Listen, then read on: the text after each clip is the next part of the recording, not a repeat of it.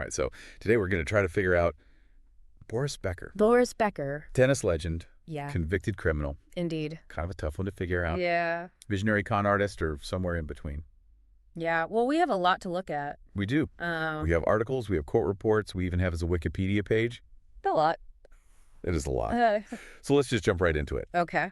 And maybe the best place to start is this idea of like instant success and how that can really warp your perspective on things. You know, he wins Wimbledon at 17. 17. Youngest ever. Yeah. I mean, just imagine that kind of pressure at that age. The fame, the money. And the money, I mean, it's instant wealth. Instant wealth. And, you know, he's a national hero in Germany. Yeah. But then things start to get a little messy. A little messy off the court. Off the court. And one of the things that we see is this pattern of kind of risky investments. Yes.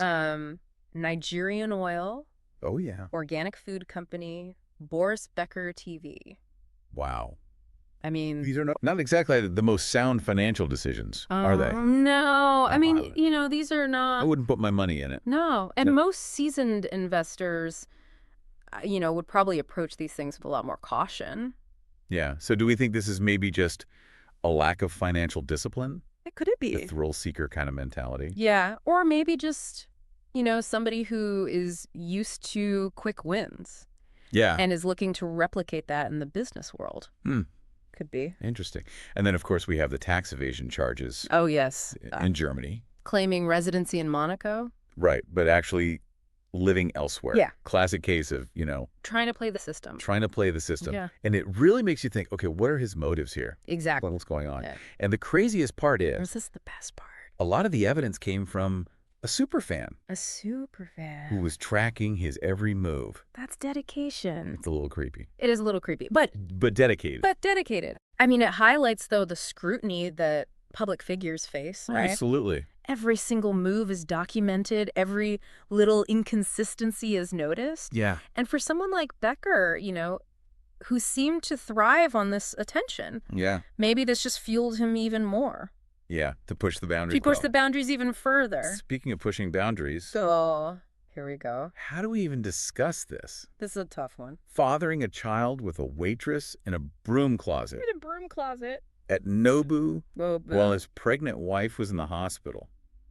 This. I mean, come on. That's a lot. He called it the most expensive 5 seconds of my life. Wow. I mean, how did he even come back from that? Yeah, I mean, I think this is where things get really interesting because this is not... This isn't just like a personal indiscretion. No. This is part of a pattern. Yes. This is a pattern of risky behavior, and it really damaged his public image. Well, for sure. This impacted endorsements. This potentially pushed him towards more and more desperate financial decisions. Okay, so then he's facing bankruptcy. Oh, yeah. And what does he do? What does he do? Pulls out the diplomatic immunity card. No way. Yes. Really? Claiming to represent the Central African Republic. Wow. But the position didn't exist and the passport was stolen. Oh, my goodness. So is this delusion? I don't know. Or is he still trying to con his way out? I mean, this is where that line gets blurry. Yeah. Between visionary and con artist. Yeah. You know, he clearly had the charisma and the persuasive skills to pull off these grand schemes. But was it a genuine belief in his own, you know, machinations, or was it just calculated? Yeah. A calculated attempt to exploit the system. It's like he's living in a movie. Yeah. Where the rules don't apply to him. Right. But real life has consequences. Real life has consequences. Bankruptcy is a serious thing. It is. And hiding assets, which is ultimately what he was convicted of, is a major offense. Big offense. Serious ramifications. Serious ramifications. And it's, you know... And his lifestyle didn't help. No, his lavish lifestyle and multiple divorces. Yeah. You know, we're talking about someone who was accustomed to winning on and off the court. So maybe this isn't just financial mismanagement. Maybe it's deeper. It's an inability to accept loss. Yeah. Yeah. Setbacks. Like he was addicted to winning. Yeah. No matter the cost. Yeah, like he was always raising the stakes. Yeah. Thinking he could outsmart everybody. But what about that visionary aspect, though? I mean, he was an incredible tennis player. Oh, absolutely. Revolutionized the game. Yeah. Aggressive, powerful. Yeah. I mean, you read these articles and Yeah. his charisma just jumps out at you. Yeah. And, you know, he had this ability to inspire others. Right. So it's easy to see how, you know, those qualities could have made him a really successful entrepreneur, a leader in other fields. Yeah.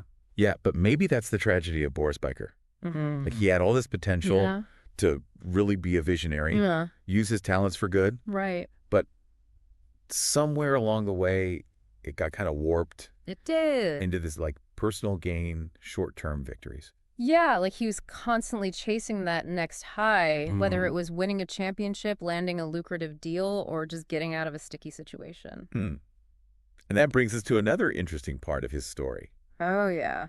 His relationship with Novak Djokovic. Novak Djokovic. Coached him for a few years. Yeah. Seemed like they had a genuine bond. Yeah, they did. But Djokovic has also had his fair share of controversy. Oh, yeah. You know, the vaccinations, yeah, on-court behavior. For sure. So is there a connection there? I mean, that's a real... Between, like, Becker's mentorship? It's a great question. Yeah. Because, you know, it goes beyond just the individual. Yeah. You're looking at the legacy of mentorship. Yeah. And... you know, we can't say for sure that Becker directly influenced Djokovic's choices. Right. But there are some interesting parallels. No, setting. Okay, so you have two guys who achieved superstardom really young, became global icons in this really high-pressure sport. Intense. Intense, right. Yeah. They've both, you know, challenged authority, pushed boundaries, and they've both faced a ton of criticism.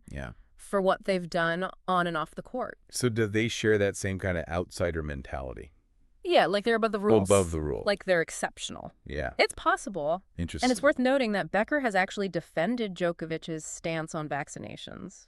He did. Even though, you know, he got a lot of criticism for it. Which makes you wonder, does mentorship go beyond, you know, just strategy and technique? Yeah, does it shape their values, their worldview? Yeah. How they handle controversy? Yeah. Absolutely. Yeah, interesting. I mean, mentors are so powerful, especially for these young athletes who are looking for guidance, looking for inspiration. Right. So, you know, even if Becker didn't explicitly say, hey, this is how you handle this situation. Right. His actions, his choices, they're watching. They could have served as a model. Right. For better or worse. It's like a cautionary tale about mentorship. It is. Like how these lessons that we teach, whether we mean to or not, they can have lasting consequences. Yeah. So let's bring it back to Boris, though. Okay. After all this visionary or con artist, flawed genius, master manipulator. It's more nuanced than that, I think. Okay, unpack that for me. Okay, so he was a brilliant tennis player, no doubt. Yeah. An innovator, changed the game. But his personal life, his financial life, a mess, bad decisions, risky ventures, questionable motives. It's up to each person to decide, I think. You know, where all that came from. Was it recklessness? Was it arrogance? Right. Was it, you know, just this belief that he was always one step ahead? Yeah. I don't know. So it's not about labeling him. No. It's about understanding. It's about understanding his choices. The complexity. The complexity. The factors. That led him down this path. Yeah. Yeah. Interesting. So we can acknowledge his accomplishments. Absolutely. But also recognize, you know, the harm that he caused. Yes. And maybe learn from it. And maybe learn from it. Learn from both the triumphs and the mistakes. It's a good point because his story shows us that success can be fleeting. It can. And that real legacy is built on integrity and accountability. Yeah. And a willingness to learn from our mistakes. But it's interesting, though, because even with all that, even with all the bad stuff, Boris Becker is still fascinating. He is. People are drawn to his story. Yeah. They're either rooting for him or they're shaking their heads. Yeah, I think it's that duality. Yeah. It's like the push and pull between, you know, this undeniable talent and his self-destructive tendencies. Like, we want to believe in the redemption arc. Right. You know, that he can come back from all this. Yeah. Learn from his mistakes. Right. But then there's that question. Question. Of, are some people just wired to self-sabotage? Well, self-sabotage no matter what. Right. And that's what we're left with. Yeah. Was he a victim of his circumstances? Too young. Too young. Too much money. Spotlight. Spotlight enablers everywhere. Caught in this cycle of winning and losing. Or was it all calculated? Yeah. Was he just exploiting, manipulating everyone around him for his own gain? Maybe it's both. Maybe the line isn't so clear. Especially with someone like Boris Becker. Yeah. And I think that's what makes this so interesting. It does. It challenges us to think about our own biases, our assumptions. Success and failure. Yeah. Human behavior. It's a reminder that there's more to this story. Always. Than what we see on the surface. Yeah. It's not just the wins. No. It's not just the scandals. It's the why. It's the how. Yeah. And that's where we get the real insights. Well, this deep dive has been... Oh, it's been a lot. A lot. Twists and turns. These moments of brilliance, moments of like, what are you doing? Seriously. I have more questions than answers. Me too. But that's what makes these so fun, right? That's what we're here for. Yeah, I think Boris Becker's story. It is a cautionary tale. It is. It shows us that even the best can fall. Mm. It's about fame. It's about fortune. It's about ambition. Yeah, but it's also about redemption. It is. Can you separate the art from the artist? That's the question. Can you admire the talent but condemn the actions? It's tough. It's tough. We may never know the answer. Okay. We may never know. But it's worth thinking about. It is. Especially in a world where charisma and controversy go hand in hand. Yeah, go hand in hand. Where that line between visionary and con artist. It's so blurry. It's blurry. Well, we've covered a lot today. We did. Wimbledon to the courtroom. The whole 9 yards. I hope this is giving you something to think about. Something to think about. What resonated with you about Boris Becker's journey? Yeah, let us know. Let us know. And join us next time for another deep dive. Another deep dive. Into the lives of the most compelling and controversial figures. Of our time. Of our time. Until then. Keep questioning. Keep exploring. And keep diving deep.